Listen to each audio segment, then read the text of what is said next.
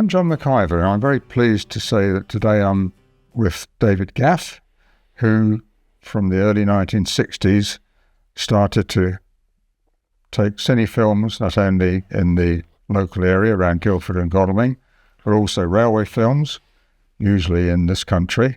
But he also took his camera, his trusty Swiss-made Bolex 8mm cine camera, with him on some really quite extraordinary journeys in Canada and also other parts of the world. And so today I'd like to talk with David about how he started to make his journey across Canada. What were the circumstances in which you started to make that journey? Well, in the spring of 1969, Tony Hughes and I decided that we should make a change to our lives and have an adventure. So, in July of that year, we both arrived at Toronto Airport with £50 in our pocket and a suitcase. It was all the money you could take out of the country at the time. But it didn't last very long, and pretty soon we needed to find immigration so that we could get work to be able to live. But we got jobs as security guards. We worked on the Toronto Folk Festival and exhibitions through the summer and saved enough money to buy an old yellow Volkswagen, which we drove across Canada, 3,000 odd miles, round the Great Lakes, across the prairies, and up and over the Rocky Mountains down into Vancouver. Now, Vancouver was a magical place. We pretty soon found friends and accommodation. So in the spring of the following year, we'd planned to drive down into the United States. But of course we couldn't work there. And so we needed to save enough money to be able to fund the journey. And we'd heard that there was work going in the oil fields in Alberta. So, back in the Volkswagen, back up over the Rocky Mountains to Edmonton, only for our hopes to be dashed, as there was no work in the oil fields in Alberta. And we were stood in the apartment window one morning, looking out at the landscape of Edmonton, and in front of us was this giant building with CN on it, Canadian National. So I'd always been interested in railways, and I thought perhaps we could get a job there. One thing that might interest people is your camera. Can you just tell me a tiny bit about the camera and problems that you had, or anyone would have, in operating an old type 8mm cine camera? Well, of course, it's clockwork. I mean, you wind it up and you have to keep winding it up. And it carries film, a 25-foot length of film, which in fact you have to turn over halfway through. It makes 50 foot when it goes to the processor and it's split and joined together. But changing the film over, you have to make sure no light gets in the camera.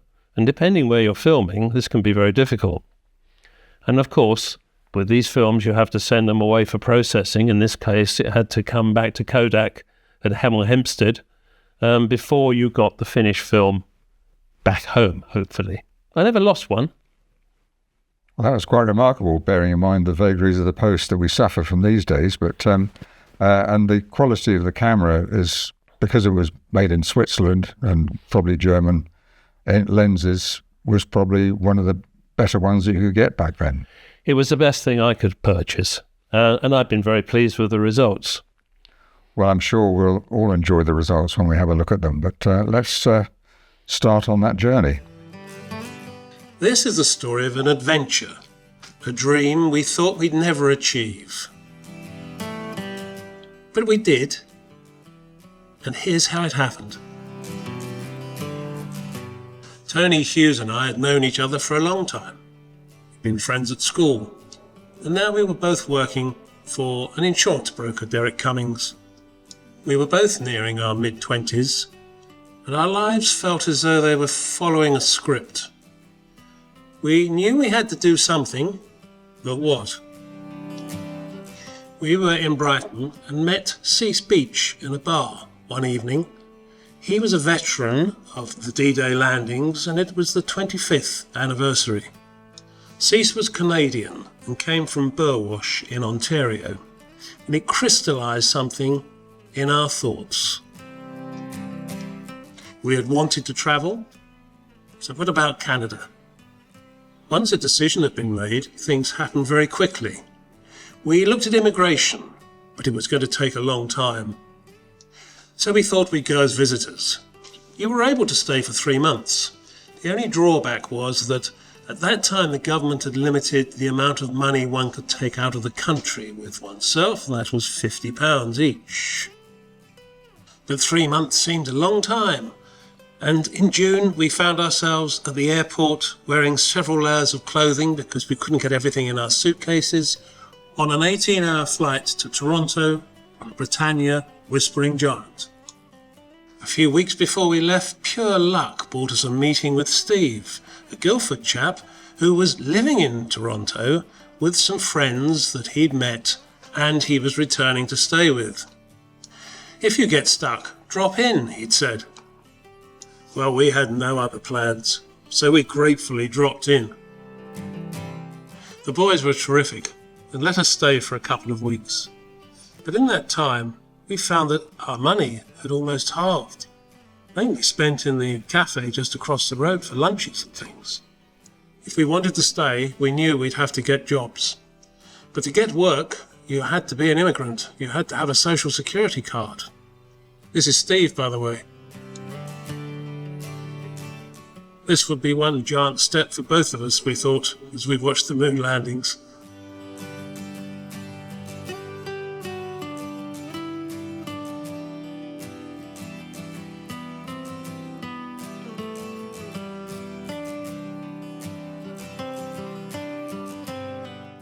We inquired in downtown Toronto immigration, only to be told there was a waiting list of at least 3 months. But where are you staying, they said. In Mississauga. Well, you come into the airport. Go and try there. And we did. And within 2 days, we were sitting down, filling in our questionnaires. We passed with flying colours because of our insurance company credentials. And within several days, we'd got our immigration and our social security cards, which was more important. Another introduction that we had in Toronto was to Klaus Bach and his wife Donna, and they lived in the centre of Toronto and allowed us to stay with them. This is Klaus. The first job we saw advertised in the paper was as security guards. We applied. Pretty soon we were in uniform, dressed up and ready to go on our first job, which was an out-of-town location near Niagara Falls, into a shopping arcade that was newly built and just about ready to be open. Our last few days of freedom was spent at the Mariposa Folk Festival on Toronto Island, where we saw, amongst others, Joan Baez. So here we are at the Hotel Kirby, starting our new career as security guards. And to a sharp eye, one might notice that this uniform was exactly the same as the Ontario State Police uniform, minus perhaps the cap badge. It certainly confused a lot of motorists when we tried to thumb a lift. Everybody stopped immediately. "Where can we take you?" they said. And so we found ourselves on a night shift, just the two of us, in a brand new department store. Hadn't had any customers, and all the goodies were still partially wrapped. And the only other interlopers, perhaps, were the group of cleaners that came in during the night. So you can imagine the fun and games we had, all the toys we had out running in the aisles, the clothes we tried on.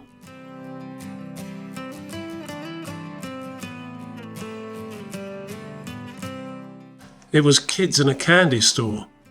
And did I mention the soft drink pumps that were in the cafe?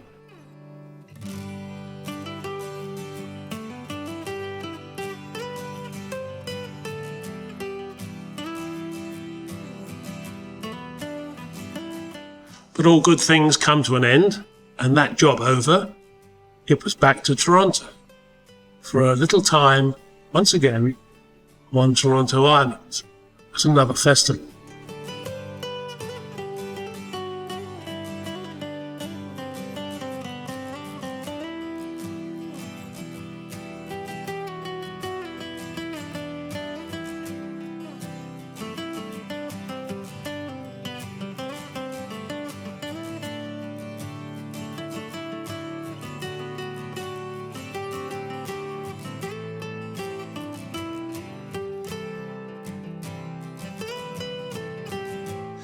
This was Klaus and Donna's house in Toronto. And we saved up enough pennies to be able to buy ourselves a car. The ultimate idea being to travel across Canada to stay with Tony's relations in Vancouver. Klaus and Donna have been marvellous with us, letting us stay in their basement. Klaus had an interesting line of business. He sold original oil paintings over the border in the USA. But these paintings were produced on a production line, a bit like Henry Ford. One of Klaus's friends painted the sky, one did the trees, another one did the waterfall, etc., etc. Klaus's action was to sign the pictures and to load them into his estate car and drive down into America. He always came back with a big smile on his face and an empty estate car. This is Toronto's impressive City Hall.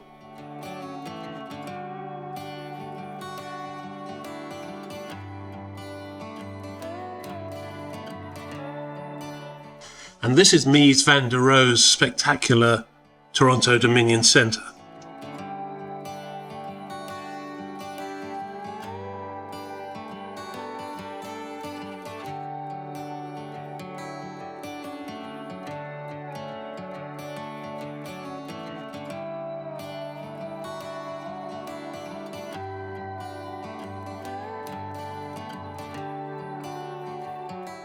The 553-metre-high CN Tower gave a magnificent bird's-eye view out over the city.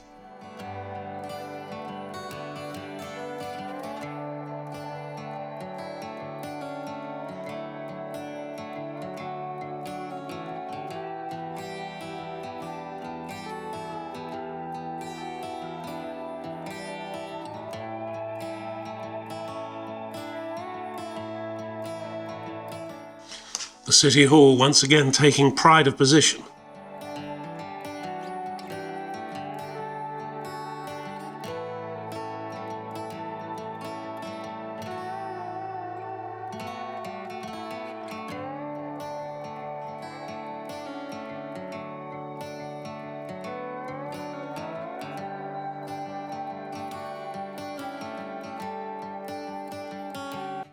Our last job with Anning Security was at the Ontario Dream, a tourist attraction showing all the best that Ontario had to offer. One of the places being Niagara Falls.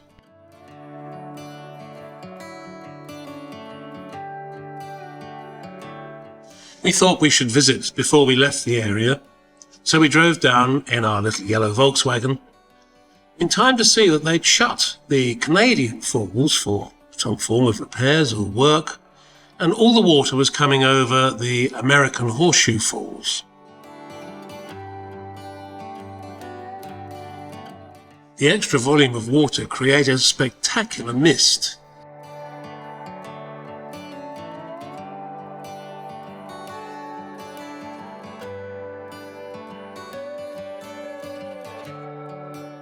How anyone could walk across here on a tightrope or go over the falls in a barrel just defies imagination.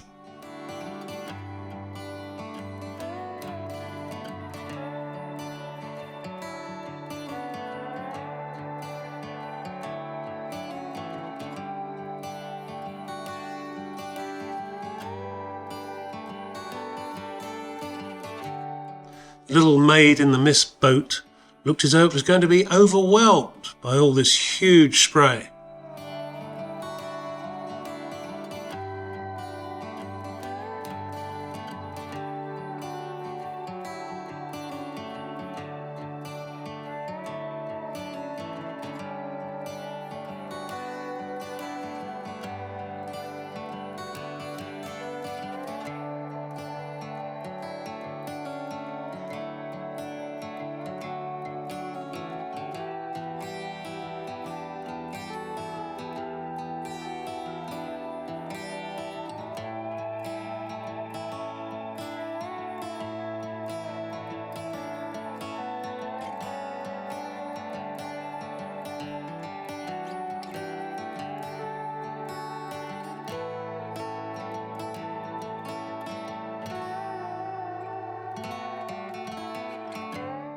We paid our money and donned the heavy waterproofs that allowed us to walk behind the waterfall, look out through the viewing arches, straight into the torrent.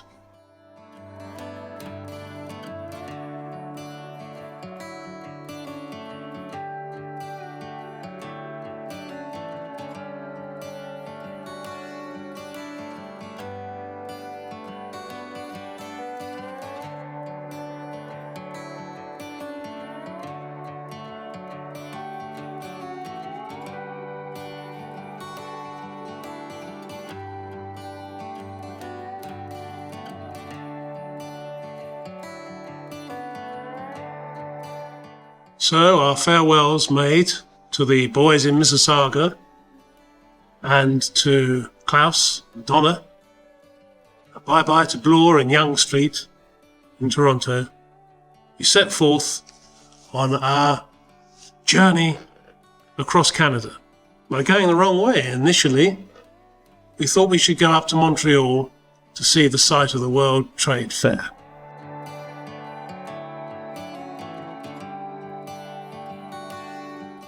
All the major pavilions were still in situ, and so it made a very interesting visit. Montreal, of course, is very French, and we found to our chagrin that we were always put to the back of the queue, speaking English.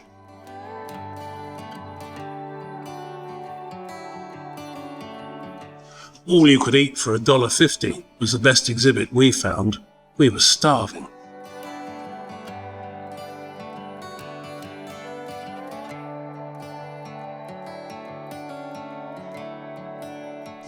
Leaving Montreal, our journey on Highway Number 1 started for real, with our first stop in Ottawa, the government state capital.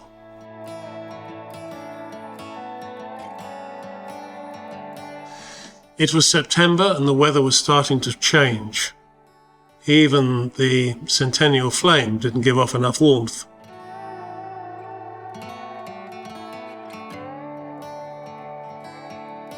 Looking down onto the Ottawa River, one could see the huge log flumes, an indication of the country's major industry in pulp, paper and timber.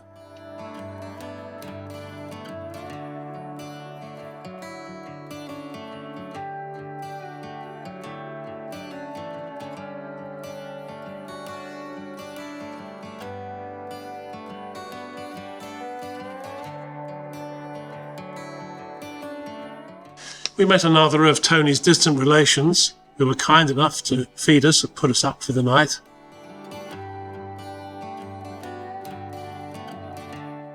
We were very envious of their Mustang.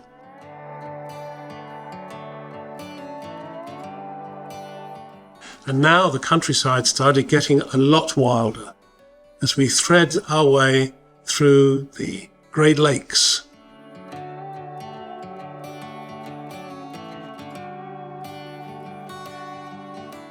And now our little car really came into its own.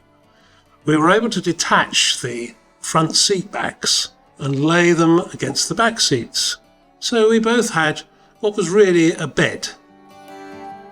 It was cold, but at least we could stop wherever we wanted to. And our next stop came fairly soon, the very place that Cease Beach, guy we met in the bar from the D-Day celebrations, if you remember, and the prison that he worked at, the Burwash Penitentiary.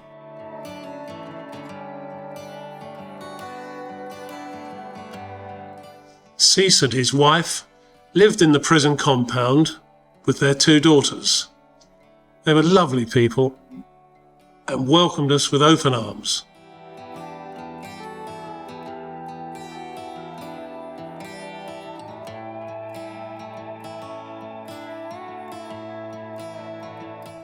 Cease taught metalwork to the prisoners, and his wife was a teacher.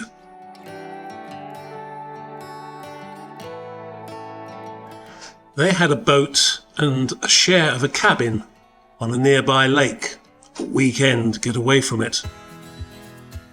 And Tony and I went up early with Bob, the other occupant of the cabin, to do a bit of fishing before the Beach family arrived for the weekend.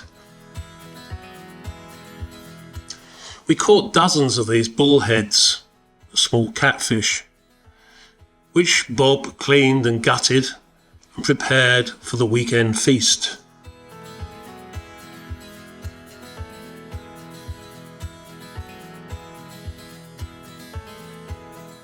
Part of Bob's culinary masterpiece was to include beans which he had left to soak overnight on the stove.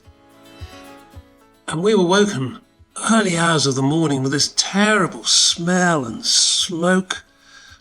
I got out through the bedroom window purely to try and revive myself.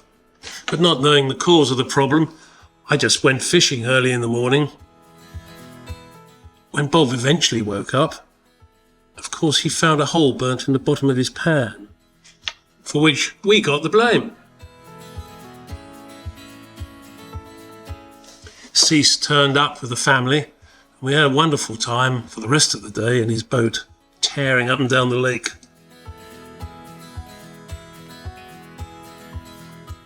And watching a family of black bears turning over a rubbish tip. We kept a safe distance. These animals are quite notorious for suddenly turning round and attacking. And of course you never know when you're going to bump into one.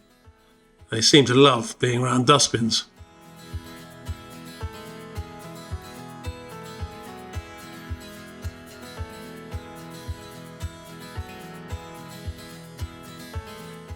The Beach family were very generous, and they wanted us to stay with them for the winter and set off for Vancouver next spring. Cease had arranged that we could have jobs as prison warders to earn a living through the winter months. We'd heard stories about razor blades in bars of soap and unhappy prisoners, and so we thanked them, but decided we would definitely set off to get to Vancouver before the end of the year. We followed along the shores of the Great Lakes, beginning with Lake Huron, and arrived at Sault Ste Marie, the junction with Lake Superior.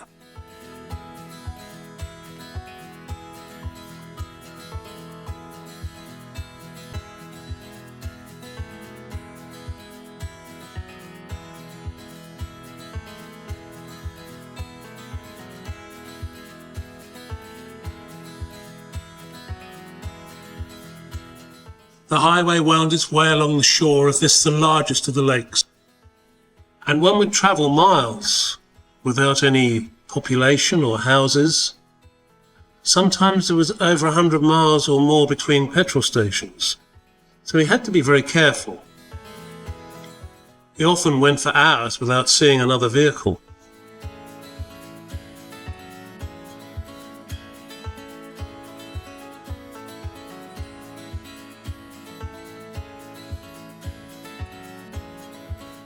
We would come across areas of road that just weren't made up. The tarmac would end and you'd just go on to gravel for perhaps 50 miles.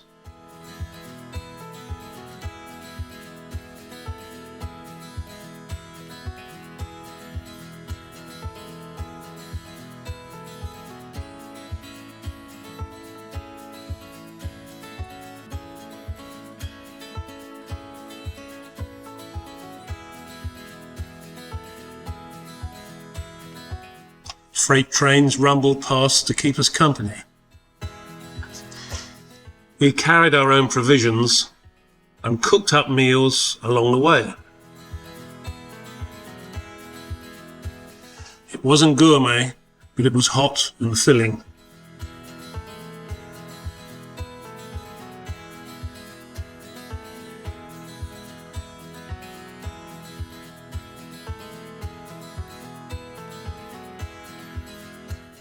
These live action shots were filmed from outside the car, with myself stood on the bumper.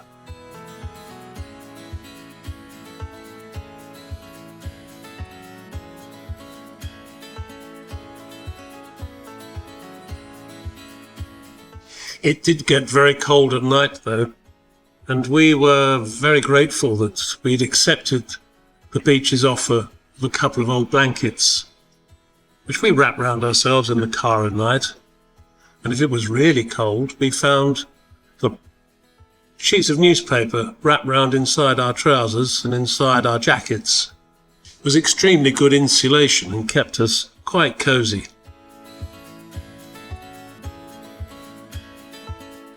The only thing that kept us awake at night were the police. Wherever we parked, and at whatever time of the night, there would be a tap, tap on the window from the torch, and there would be the policeman.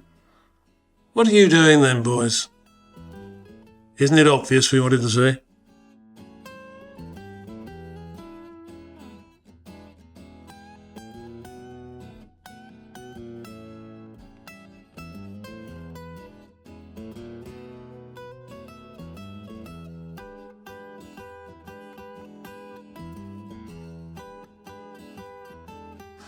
After hundreds, if not 1,000 miles or so, of winding round hills and lakesides, we came down onto the prairie and ran into Winnipeg.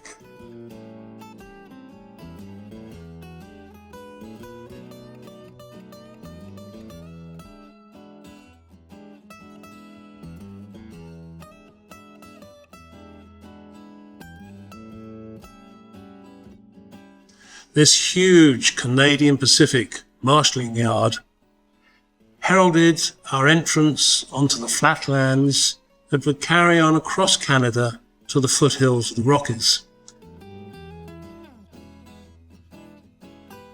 This locomotive, Canadian Pacific No. 1, ended up being named the Countess of Dufferin and was on a plinth in Winnipeg. The transcontinental railway linking the east and west coast of Canada was completed in 1885.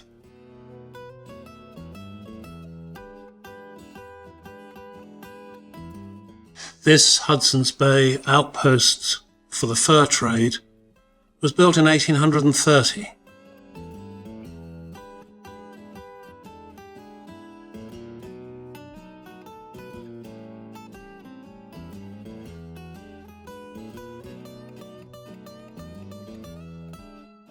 The freight trains howled past us in the evening with their whistles blowing.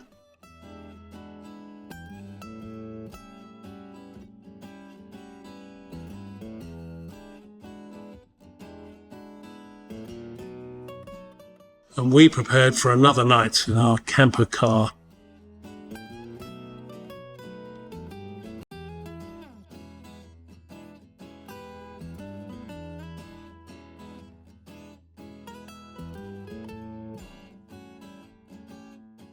Out of Manitoba and into Saskatchewan, the journey continued as our 1,500-mile trek across the prairie reached Regina.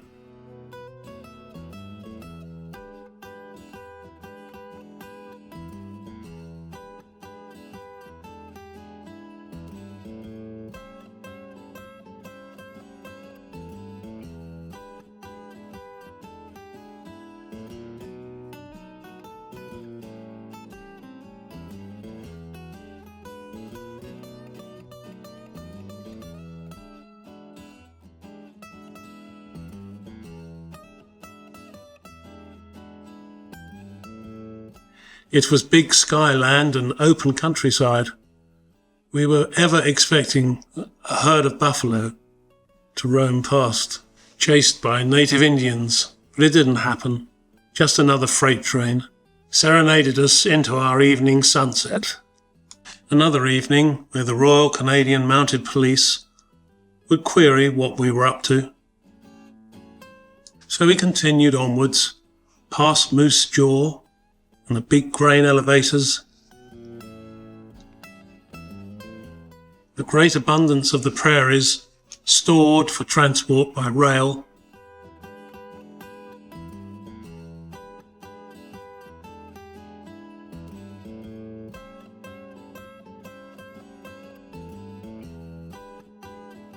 And on we pressed into Alberta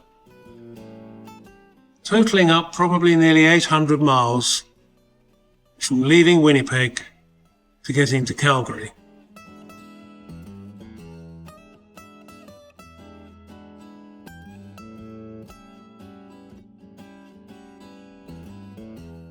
Another major link on the coast-to-coast tracks of the Canadian Pacific Railway,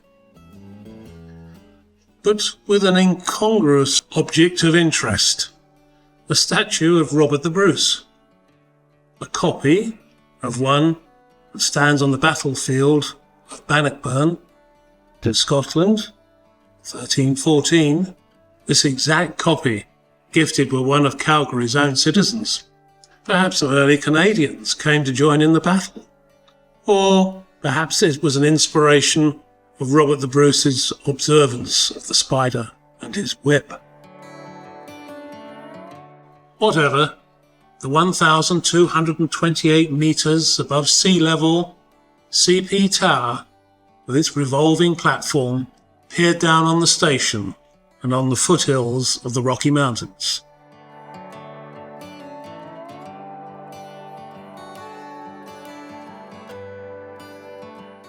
The east-west transcontinental train slowly pulled into the station, the viewing dome providing a grandstand view for those passengers continuing their journey down to Vancouver. In the old days, of course, this was all managed by steam.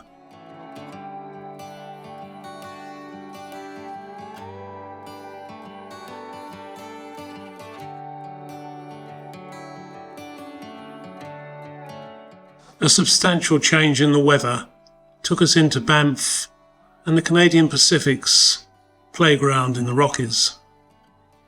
And here we diverted and went north on Highway 93 from Banff National Park up towards Jasper's National Park.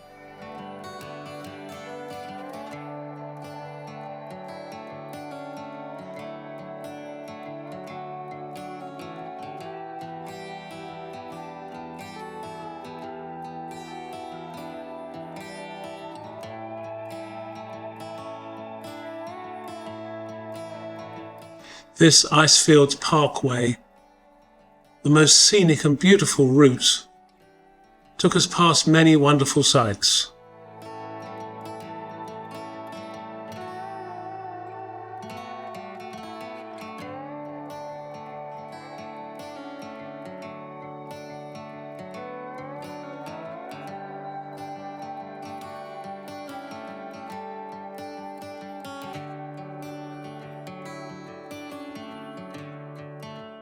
It got cold though, very cold. We always seemed to be on our own in the middle of nowhere.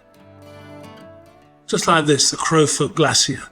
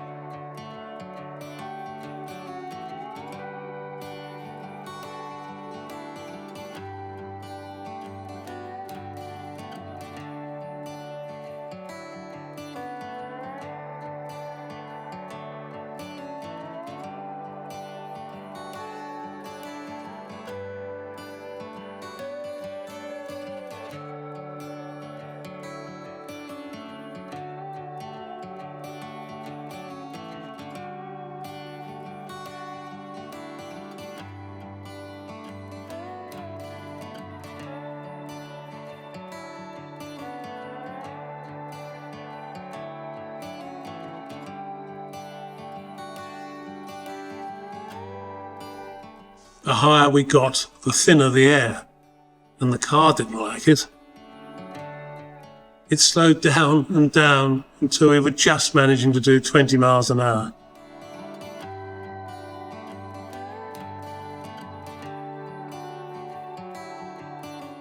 We just didn't seem to see any other vehicles.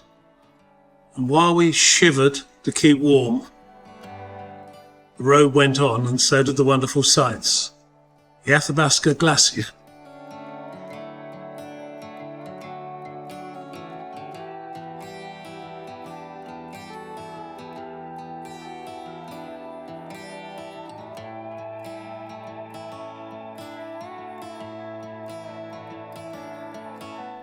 the road rolled on, and eventually we got to Jasper, and we just had to find a B&B for the night. Not another night in the car, we said.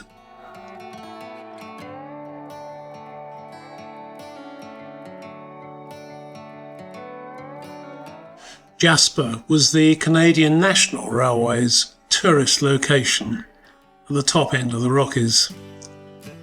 And little did we realise what significance this town would play in our future life in Canada.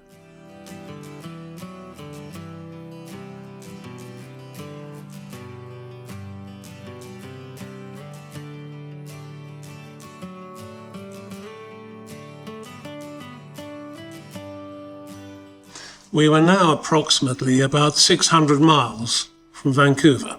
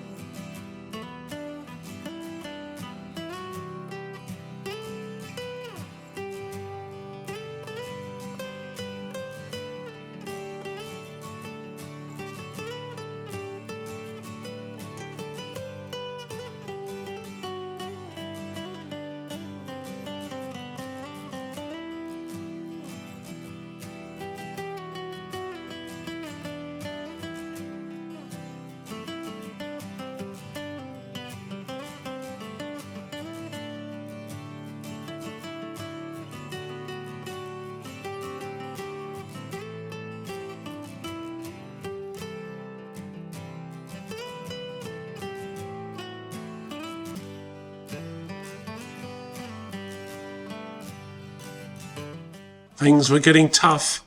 This is it, a tin of salmon and a loaf of bread, and that last tin of beans.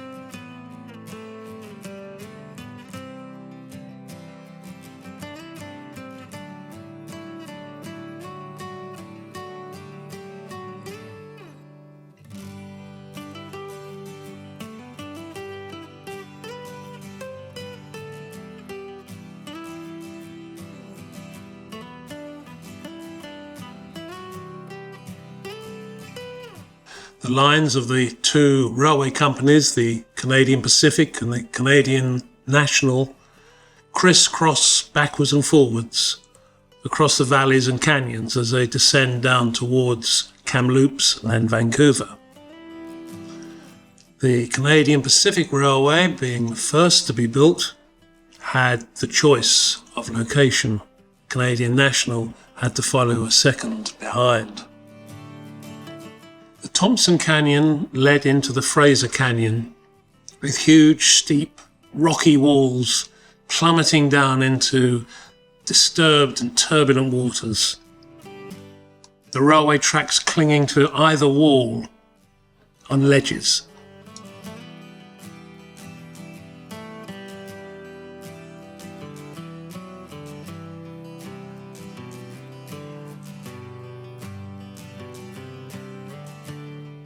A name we recognised heralded the outskirts of Vancouver, where we finally arrived at the beginning of October.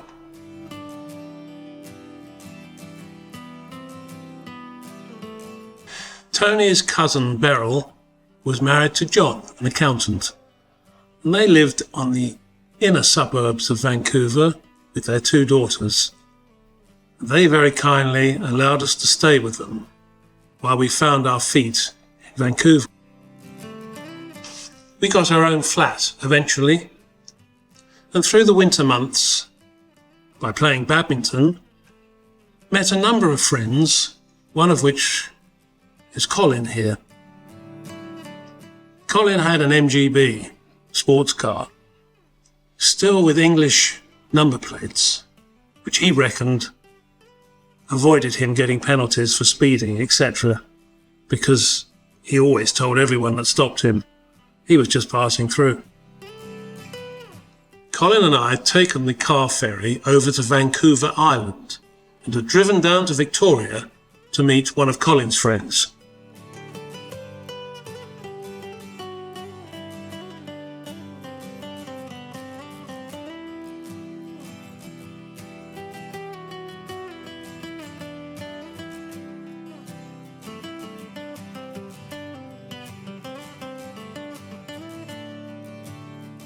Victoria is one of the oldest cities in the Pacific Northwest and a main tourist centre.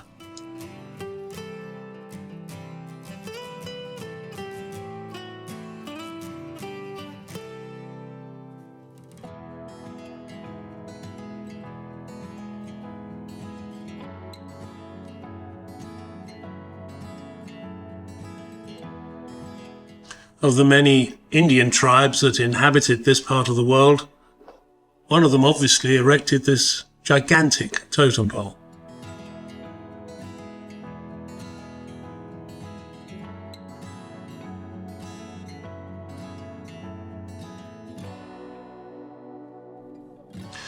After our night's stay, we drove back to Nanaimo, the port, to pick up the ferry to go back to Vancouver. Colin was concentrating on doing his 100 miles an hour, and I was looking out for these Shay locomotives, used almost exclusively in logging areas or regions where just temporary track would be put down. These locomotives were capable of hauling loads on very uneven track.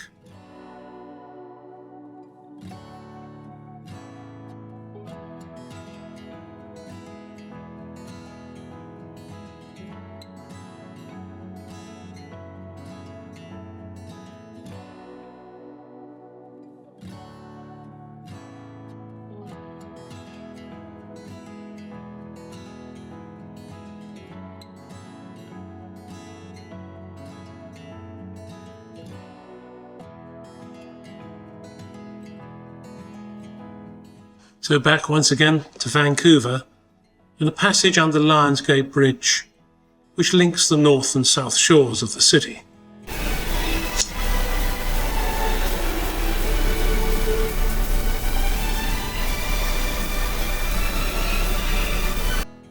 The first person to visit us was Derek Debenham, who journeyed nearly halfway around the world on his annual holiday, arrived at Toronto by plane and then spent 3 days on the Canadian National Transcontinental, coming across Canada to arrive in Vancouver bright and early one morning.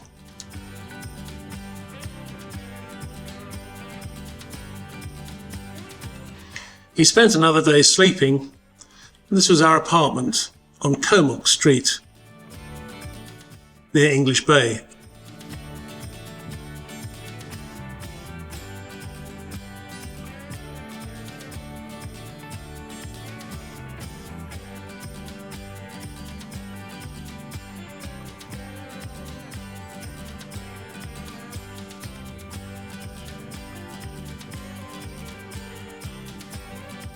The first thing to do was a visit downtown. And our little car was still going wonderfully well after all of its exertions across Canada, and had looked after us all the time we've been in Vancouver so far, with no problems whatsoever. the mighty Hotel Vancouver, and a further display of Indian totem poles in English Bay.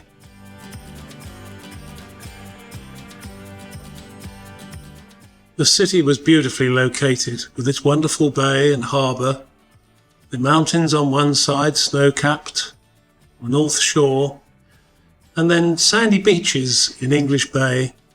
You could sunbathe, jump in the car, and 20 minutes later be skiing up on Grouse Mountain.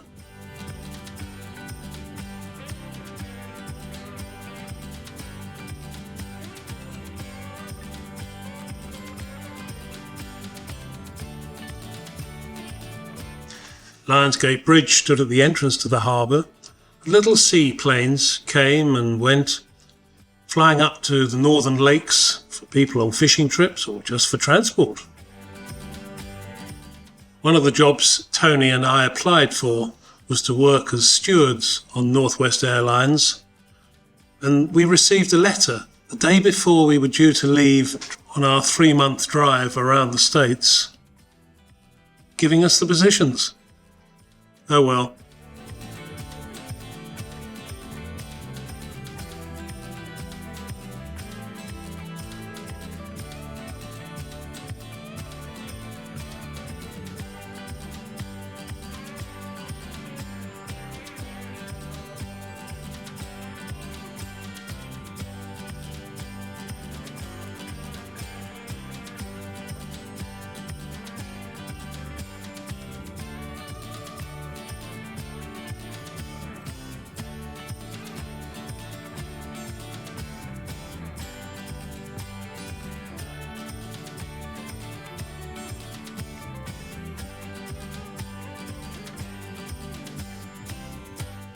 So number 210 in Comox Street was a venue for yet another party to celebrate Derek's arrival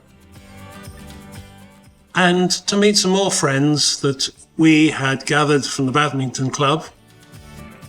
Julie Parker from Australia, 2 Czechoslovakian girls, Daniela and Bianca, and 2 English girls, Mary and Barbara, who together with Frida had an apartment in one of the tower blocks overlooking the seafront at English Bay. The last of our little group was New Zealand Margaret.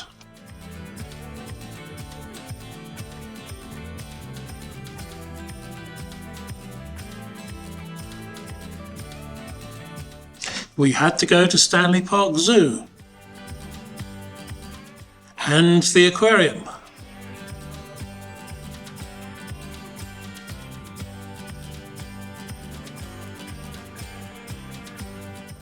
Tony had got himself a job by this time, working for a general insurance company in a downtown office, while I had got a job working for a life insurance company. This is a little diner that we used to meet in and have lunch sometimes for our bowl of clam chowder soup.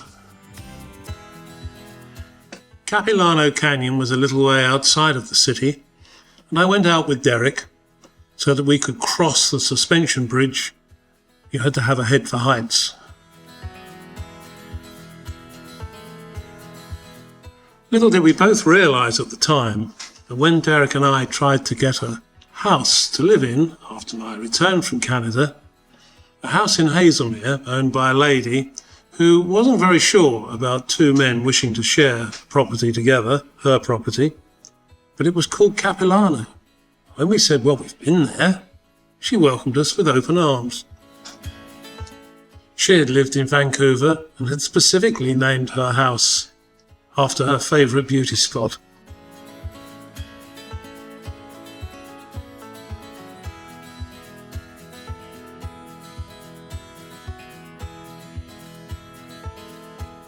This is the view out over the city from the top of Grouse Mountain. It was very spectacular, particularly in the evening.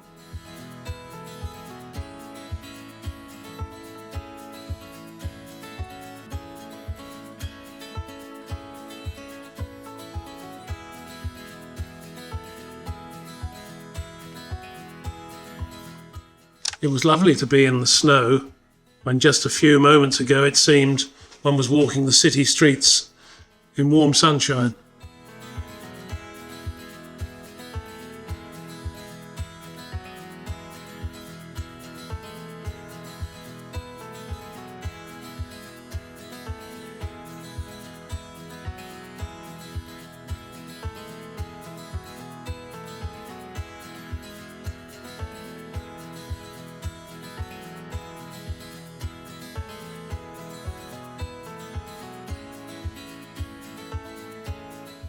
Roy was trying to fly his kite at the beach barbecue, where everybody turned up, including Frida, whom by now Derek had fallen in love with.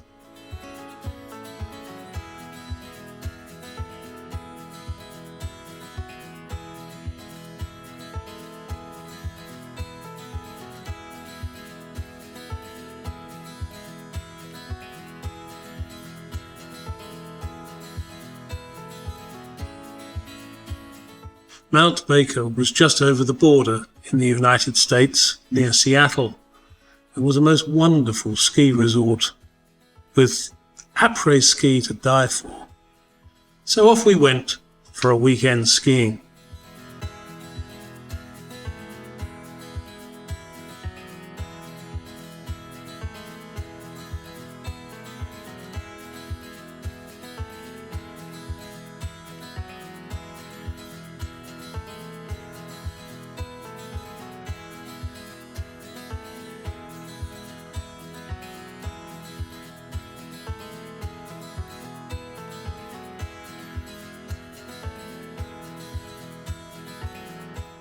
I never really progressed past the snowplow.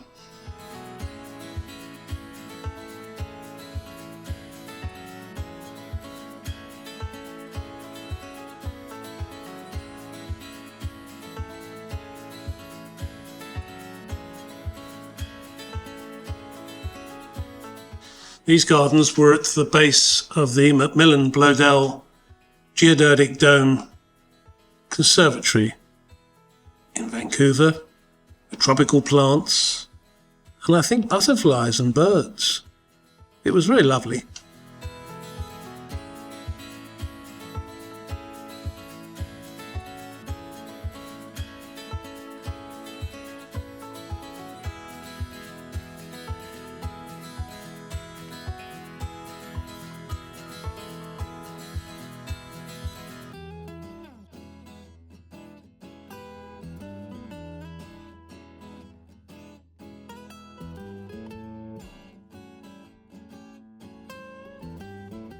Yes, that definitely is a bird.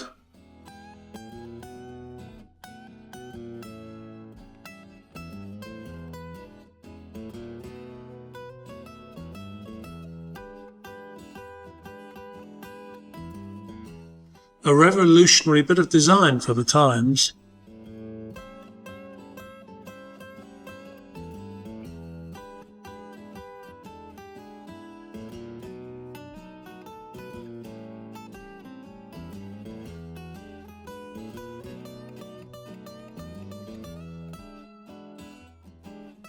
This was the tallest building in English Bay, just at the bottom of our road. And here's the view from the top, looking out towards Mary and Barbara's building,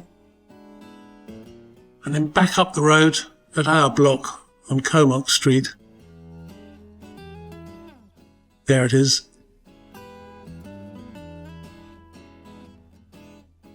I'd obviously given up my job with the insurance company and had resorted to being a security guard again.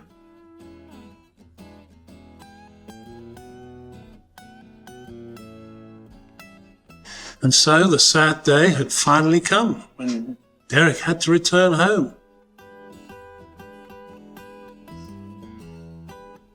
He'd had a wonderful time, I think, and so had we. On the day that Derek left to go home, we had planned our own departure from Vancouver. This was early spring, and we had decided that if we were to fulfill our plans to travel around the United States, that we would need to earn a lot more money, very much more quickly. We had heard that the oil fields in the north of Alberta, Edmonton, provided the opportunity to make quick money. We relinquished the flat in Comox Street and moved our few possessions that we didn't take with us in the car over to the girls' flat for storage, loaded our car up and started driving towards Edmonton. The weather, to say the least, was challenging.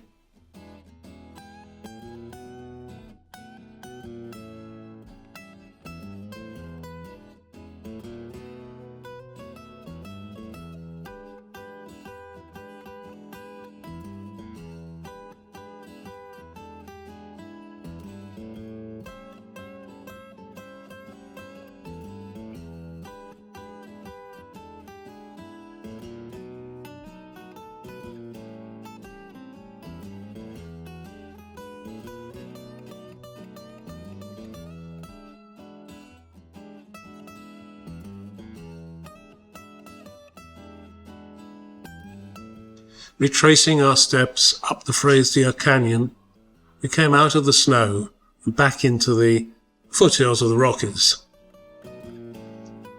The good old Canadian Pacific still thundered along, its plaintive siren echoing out into the valley, quite haunting.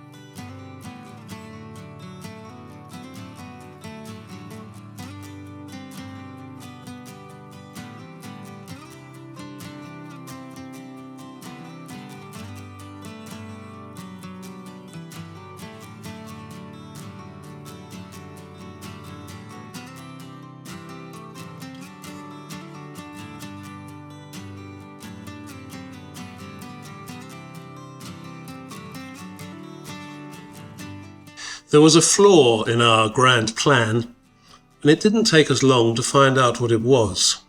There were no jobs in the oil fields, and there certainly wasn't any grand amounts of money to be made in a quick amount of time. But a name we have come across before, and which appears on the bottom of this building, became our salvation.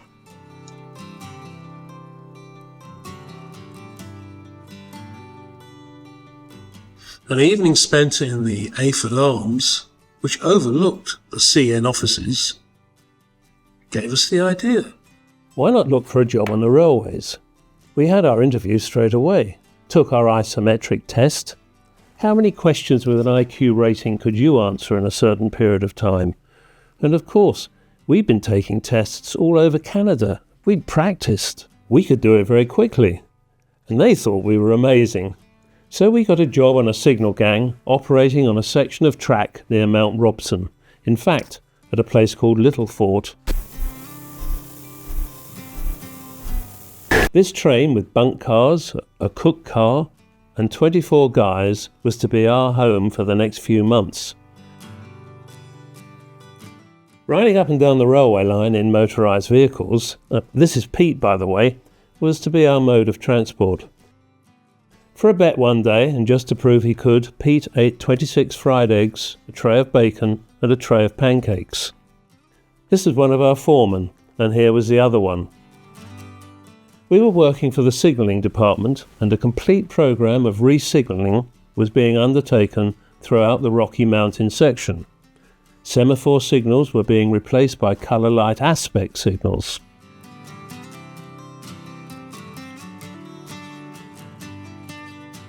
This entailed moving the signal posts and rewiring huge amounts of track. Apart from the number 1 passenger train and the number 2 passenger train, which went each way each day, there were a number of freight movements. The only way that we knew where these trains were was via radio. Obviously, as a train was due, we had to move vehicles on and off the track and keep the track clear.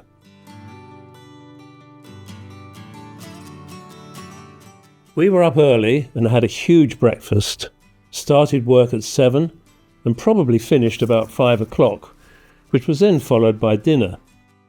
The evenings were our own, and after dinner you could either read or play games, or smoke pot, as a lot of them seemed to do. I hadn't smoked pot when I decided to climb this mast, but it was a very foolish thing to do. I struggled coming down. And don't be put off by their wild look. Most of the guys were about 5 years younger than Tony and I. Half of them seemed to be from the Rocky Mountain area, and the other half from the prairies. Neither of them could understand each other's way of life.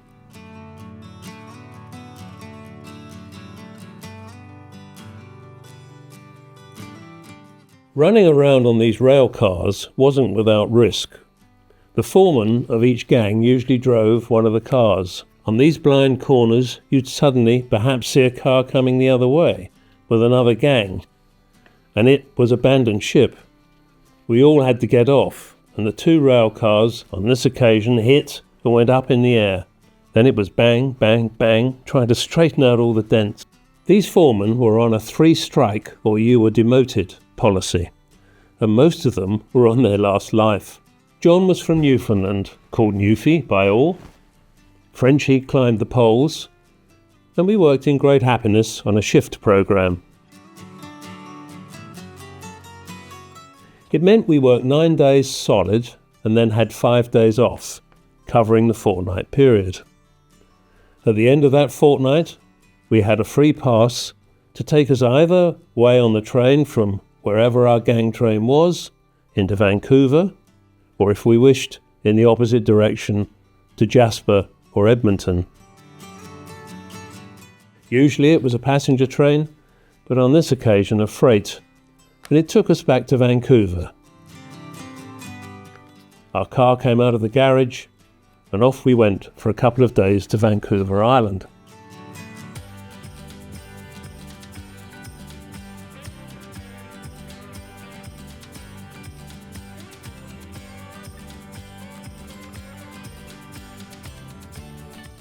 Back with Barbara and Margaret, and Danny was there, and along came Ed, the Australian dentist, and John.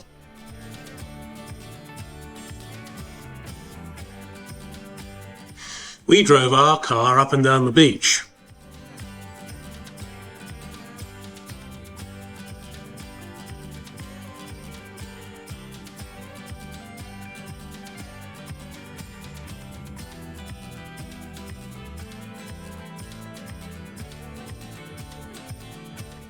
Ed drove his car along in the sea. It was much more fun, and I don't know how long the car lasted afterwards.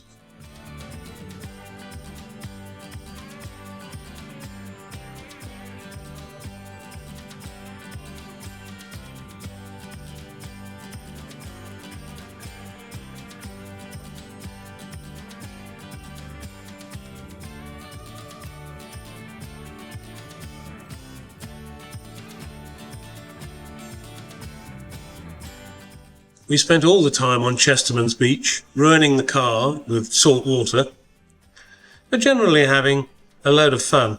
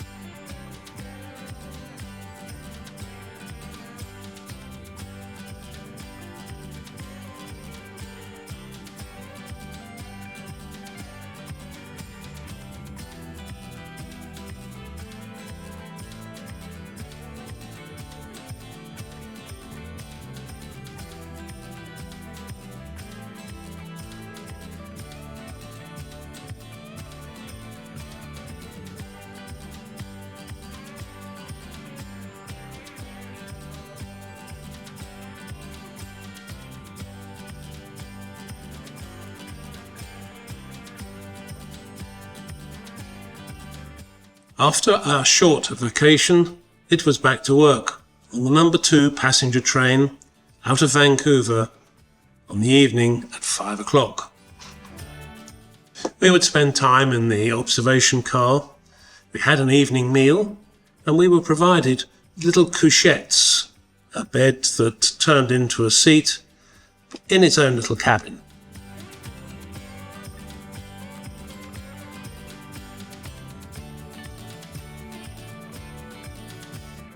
I eventually plucked up courage to ask drivers whether I could have a ride up front in the cab, and generally speaking they said yes. It had to be outside of Vancouver, but nevertheless it was quite a spectacular view. As the train trundled along at about 40 miles an hour and went round blind corners where there would be absolutely no chance of stopping if a boulder was on the line, a passenger train would leave from Vancouver and Toronto each day on a 3,000-odd mile journey taking 3 days. They would leave on time, but the arrival time was obviously entirely up to the journey and what happened on the way. There were 4 big diesel units up front on these passenger trains, which consisted of something like 23 coaches in total. Being a single-track railway across the country, trains had to pass each other at special sidings, and these meets were arranged by radio. Our gang train had moved to Blue River, and as luck would have it, some track laying was going on which we were able to watch.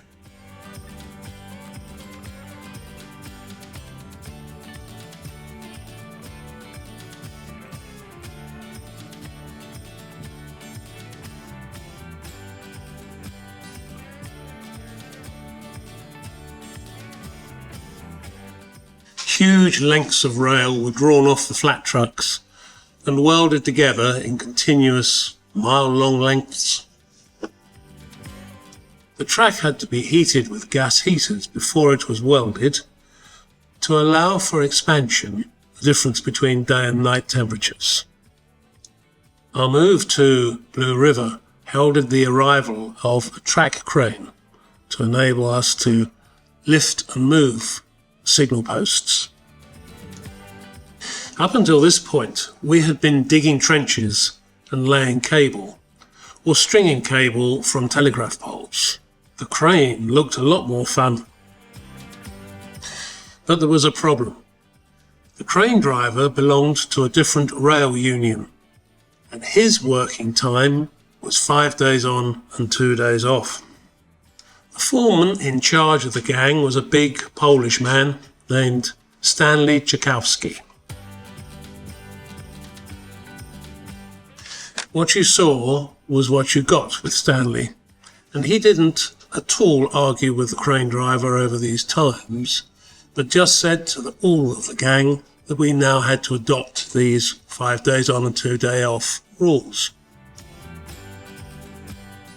On the face of it, this wasn't a problem, but when one understood the length of journey that a number of us had to undertake to get from work back to home on these weekend breaks, it became obvious that in 2 days one couldn't travel very far.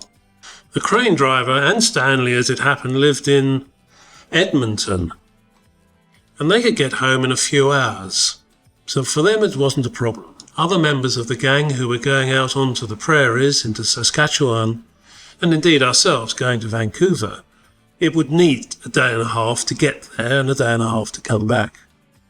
Pretty soon people started taking sides. The crane driver was sent to Coventry, and the whole gang sunk into a malaise of unhappiness.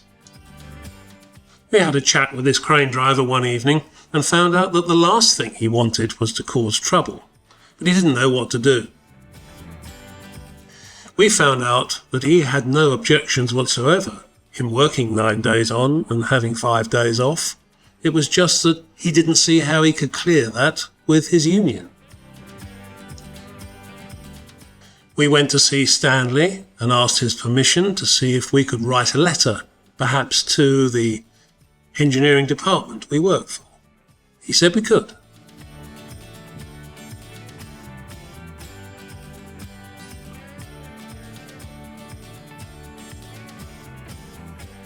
Five days later, a senior management member of the signalling department got off the passing passenger train and came to talk to Stanley. We were called down to Stanley's caboose, where the senior member of management congratulated us. This is Don the cook, by the way. Every word he uttered began with F. But he was a lovely man and a good person to be friends with. The senior man from management had spoken to the crane drivers' union and cleared with them that it was all right for him to work the hours he wished at the right pay. The gang could go back to its old timings and everyone would be happy. It was quite a privilege to put your hand up and wave down a 20-odd coach passenger train. But there we were, set for Vancouver again.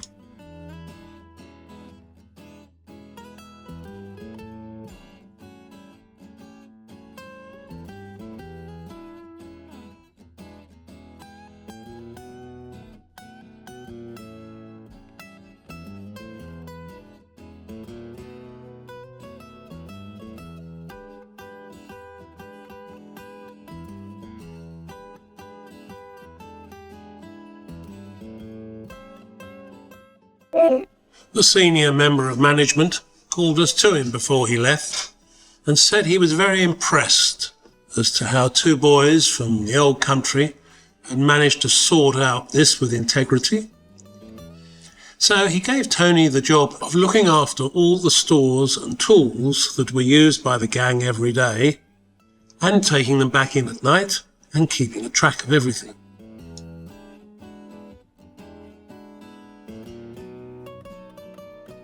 He made me the crane driver's mate.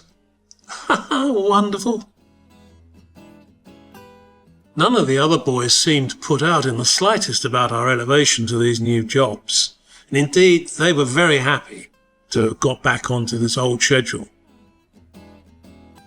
Stanley got credit for using his initiative with these Brits, and Tony and I were offered university places in Edmonton when we finished our apprenticeship. We had a great future with Canadian National. It was a great shame that with our savings and earnings, we'd already purchased 2 boat tickets for the P&O ship Oriana, leaving Vancouver the beginning of November. We had decided to set a date on our return back to England and plan a journey round the States. The Wild Bunch went back to being normal. We got extra food and tea from Don in the cook car if we stayed behind after dinner.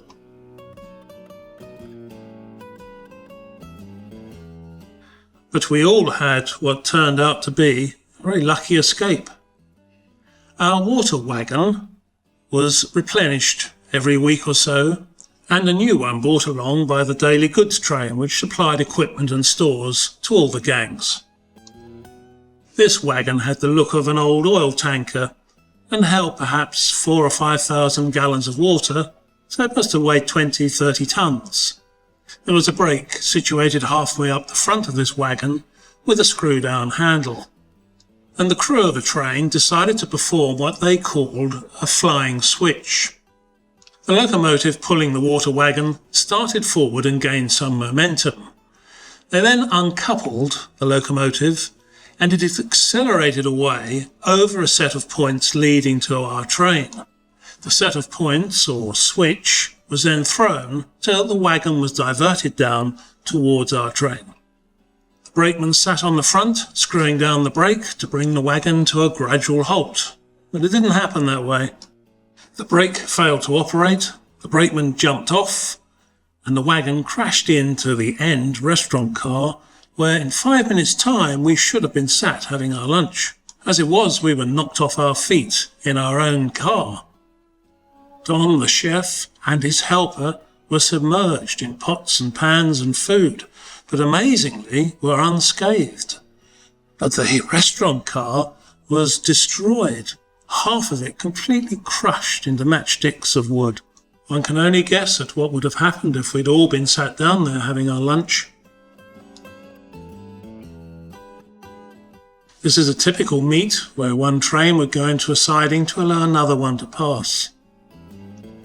And we continued our journey on down towards Kamloops and Vancouver.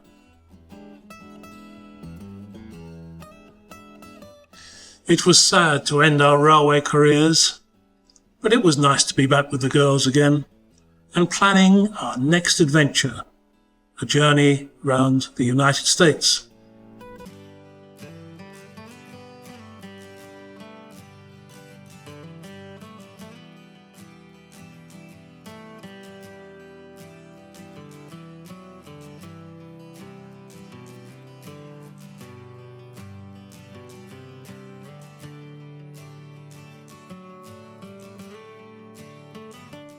Just time to top up our tans at English Bay.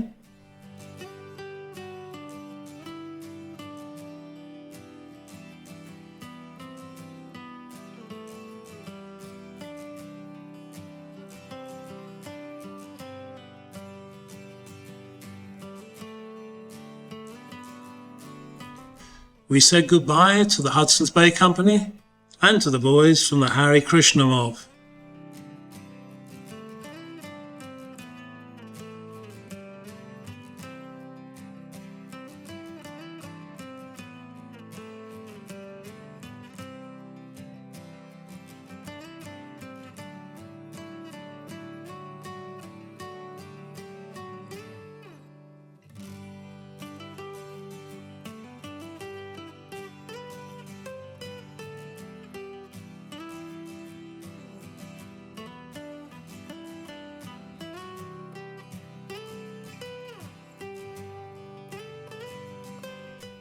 And of course, there was always time for just one more McDonald's.